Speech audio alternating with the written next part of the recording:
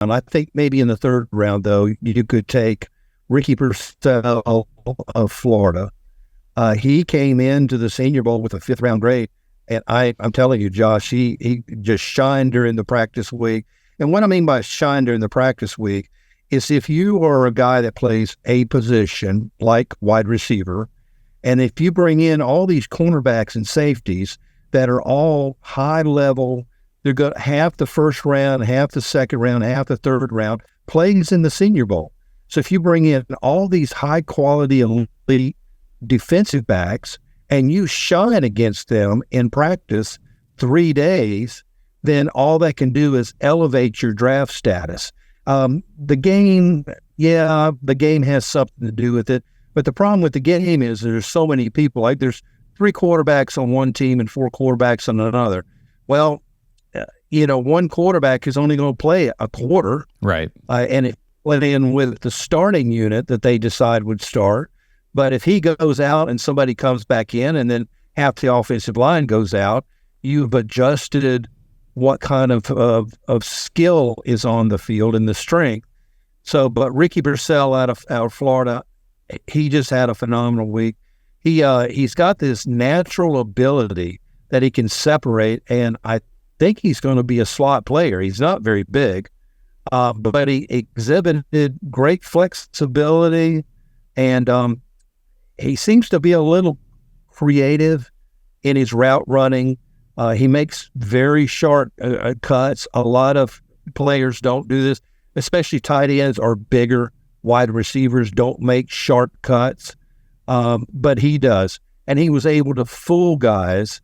And if you watch some of the drills and the one-on-ones, he'd be all by himself 75% of the time because it's not his first move, or it may be his second move.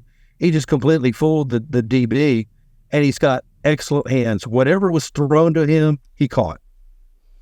That's very encouraging because, drop passes were something that was very frustrating with the Browns at times this year, and a sure-handed receiver. I mean, some of the notes that I took down just based on your articles and your diary was, Pearsall, you said smooth route runner, clean win off press coverage, won every one-on-one drill.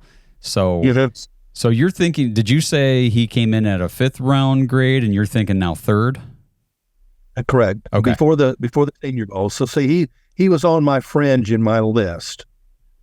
He would look like he could be wherever the Browns are drafting. I think they're drafting, I don't remember. Yeah, I don't have all the draft numbers either yet. Now, I also understand this, though, that I can spit out numbers where they're going to be like 206 in the 5th round. But once the compensatory picks come out, it's going to change the whole ball of wax. Right. So if you just know that I figured out where the Browns are going to pick and that these guys were guys that were supposed to be there according to this big board. What I do is I take one that I trust and they are pretty accurate about where guys are going to be taken.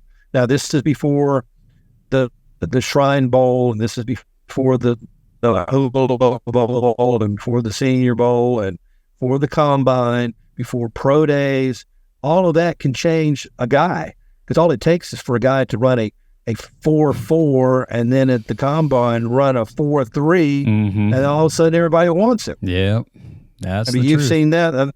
But Al Davis was alive. He was a sucker for anybody that ran a 4.3. Yeah, we got suckered into Anthony Schwartz too. So I guess tell me talk about drop pass. Yeah, drop passes, and hey, he was fast though. But